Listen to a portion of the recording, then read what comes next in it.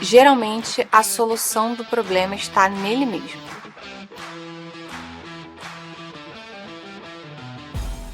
Nesse módulo, nós vamos conversar sobre solução de problemas. Para a gente chegar a falar sobre o problema, a gente precisa entender um pouco antes como que estão classificadas os tipos de decisão que vão fazer a gente solucionar esses problemas.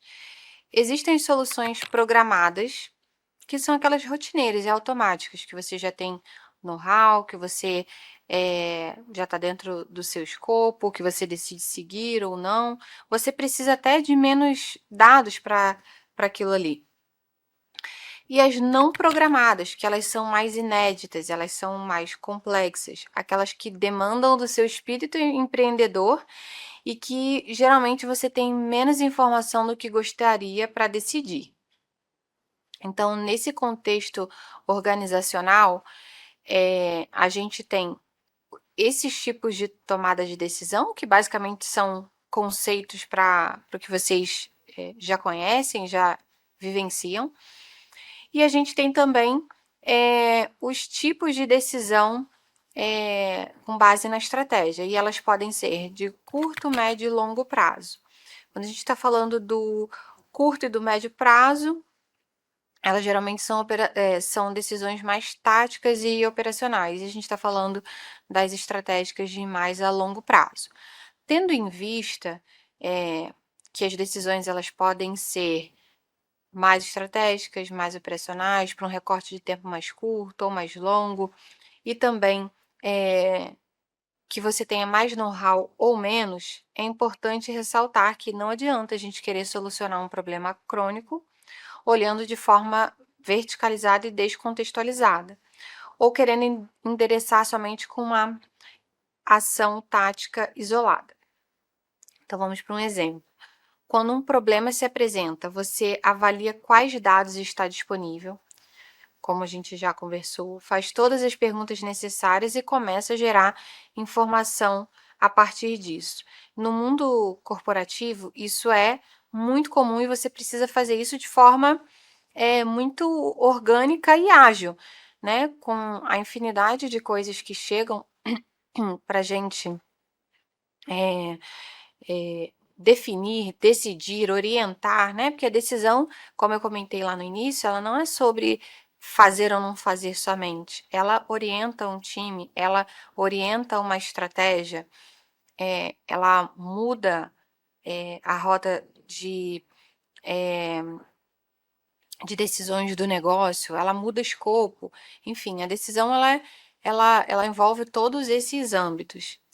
Em um dos treinamentos que eu já recebi aqui dentro da empresa, eu aprendi que geralmente a solução do problema está nele mesmo.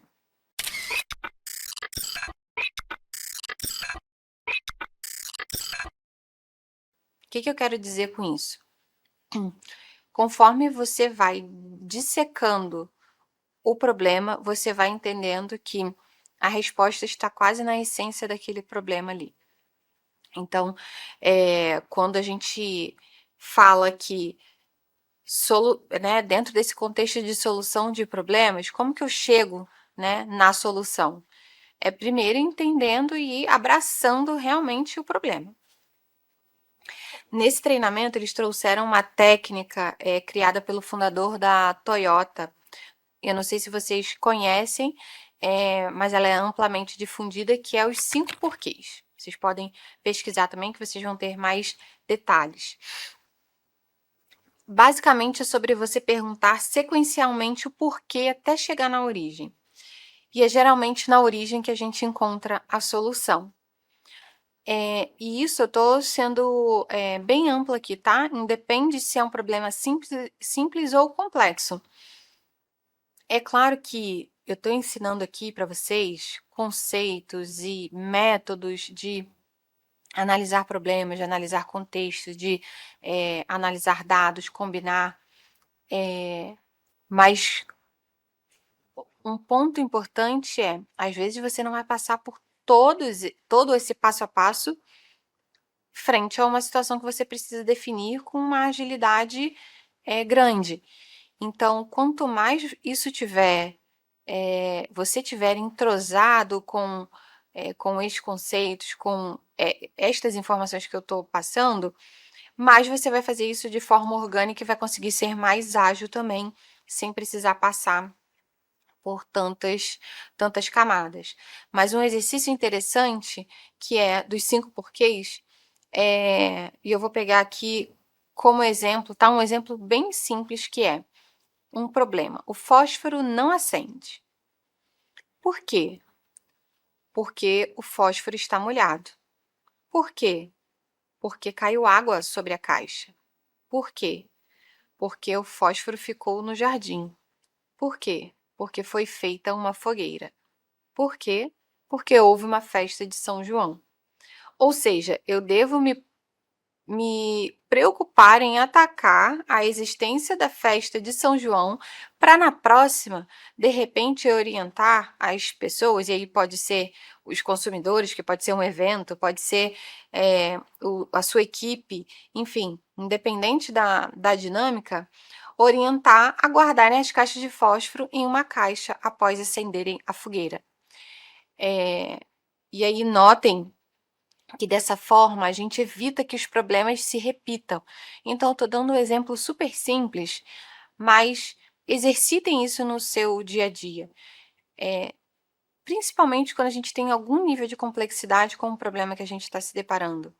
Aprofunde no porquê aquilo ali está acontecendo, porque você vai ser muito mais inteligente se você atacar a causa raiz. É óbvio que existe muito essa fala do mercado de eu preciso atacar a raiz do problema. Mas não se atenha só a isso, tá? Porque isso não significa que você não deve ter ações paliativas no curto prazo para você mitigar determinado problema. E eu vou dar, assim, um exemplo que, enfim, pode acontecer em qualquer empresa, já aconteceu em empresas que eu passei, que é você tem um, um sistema que tem algum tipo de interface com o consumidor, que seja para agendar um serviço, que seja para comprar um produto, que seja para ter uma avaliação, algum tipo de interação que tenha com o seu cliente final, e esse sistema cai. Você vai ficar fazendo os 5 porquês, entrando na origem do problema, para ir lá na empresa de software, para assim, não é que você não vá fazer, mas isso vai acontecer em paralelo, uma decisão muito mais rápida que você vai precisar tomar, que é, às vezes, colocar um sistema paralelo, backup, em funcionamento para não deixar aquele cliente desassistido. Então, eu quero trazer um pouco dessa realidade de mercado, porque como lá no início eu comentei, o ambiente ele é complexo e ele é multidisciplinar.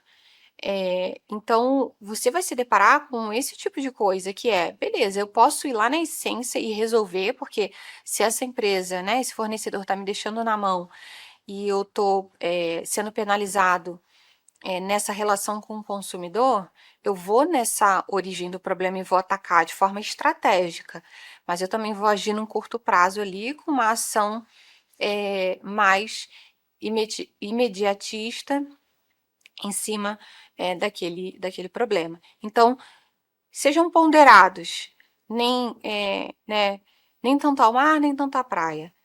Entendam que, dentro desse contexto de tomada de decisão, às vezes esse equilíbrio, essa pausa em que você faz para raciocinar se você está sendo ponderado ou não, se você precisa associar uma decisão de curto com uma de longo prazo, ela vai ser muito mais inteligente e efetiva e vai, inclusive, demonstrar muito mais maturidade sua enquanto profissional.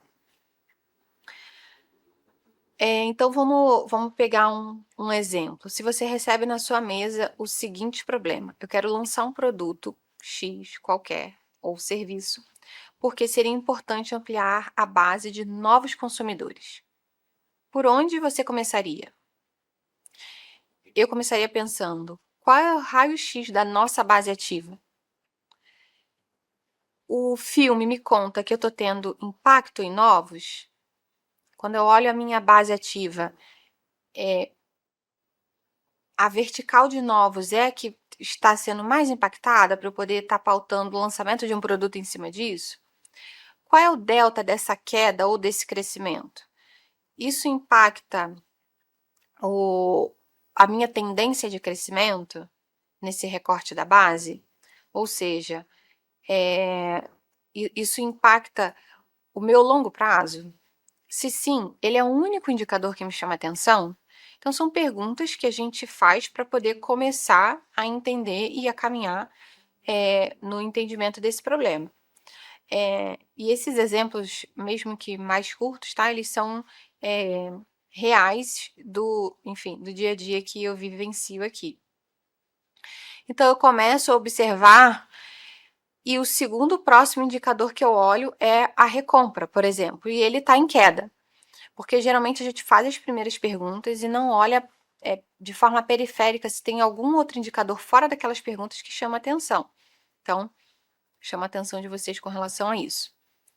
E aí eu já comecei a diagnosticar outra dor do negócio, que era não. A gente estava querendo. Lembra que a gente estava querendo lançar um produto pautado em novos.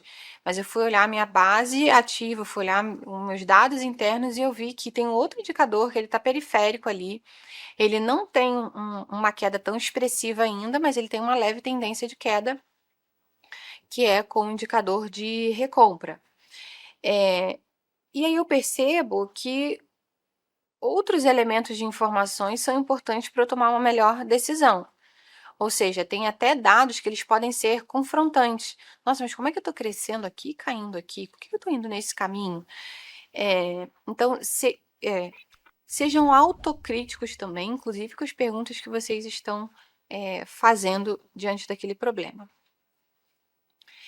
E aí, então, avançando em cima desse case, partindo do princípio que eu sou um profissional que estou atenta aos painéis de tendência, ao comportamento do consumidor, e eu sei que a geração Z e alfa são menos fiéis, ou seja, não adianta só olhar para colocar mais gente para dentro, eu preciso me preocupar com quem está dentro da minha base em reter, porque se ao longo do tempo, se o meu filme me diz que muitas campanhas, muitos produtos que eu criei, muitos serviços que eu ofereci, eles tiveram como base essa geração, ela trouxe sim esses novos clientes, então ela teve esse indicador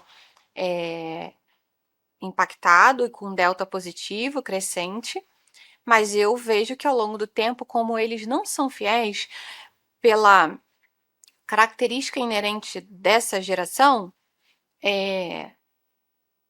eu começo a ver impacto em outro indicador. Então, assim, isso começa a mover um pouco da minha lógica, né, na hora de ir afunilando e direcionando quais seriam os melhores critérios, ou quais seriam os direcionais. Eu acho que um ponto importante enquanto profissionais, a partir do momento que você estiver letrado, né, em cima desse tipo de conteúdo, de informação, seja um profissional recomendador também.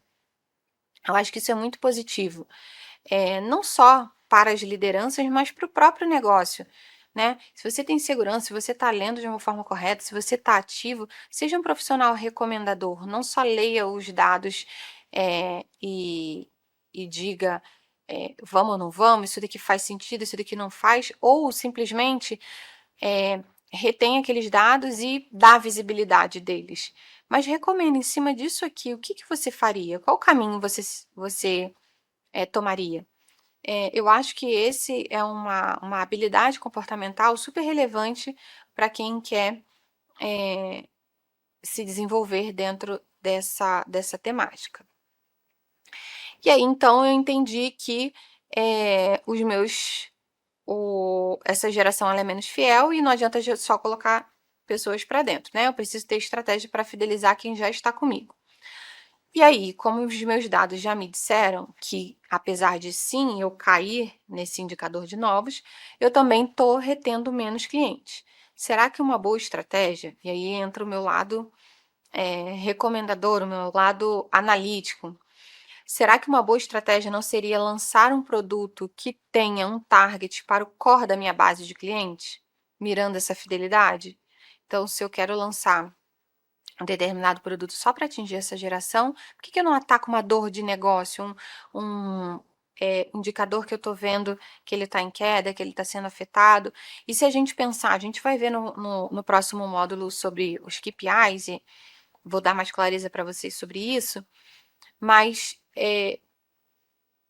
o tempo de relacionamento, ele importa e ele é valioso para as empresas, né? O quanto mais, não adianta só eu trazer esses consumidores, o quanto mais tempo ele tiver saudável dentro da minha, né, da minha base de clientes, da minha empresa, mais ele vai ser rentável e mais você vai se beneficiar dessa relação.